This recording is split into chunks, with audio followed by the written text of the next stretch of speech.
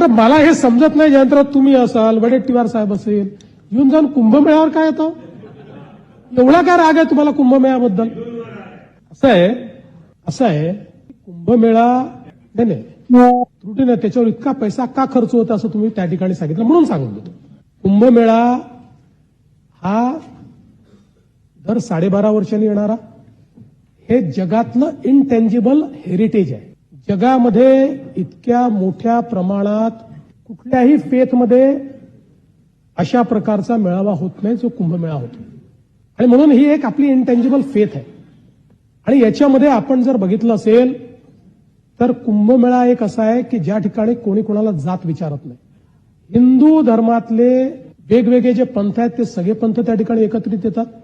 सगळ्या जातीचे लोक त्या ठिकाणी एकत्रित येतात. आणि हिंदूच नाही, अलीकडच्या काळात वेगवेगळ्या धर्मीय लोक देखील त्या कुंभमेळ्यामध्ये एकत्रित येतात.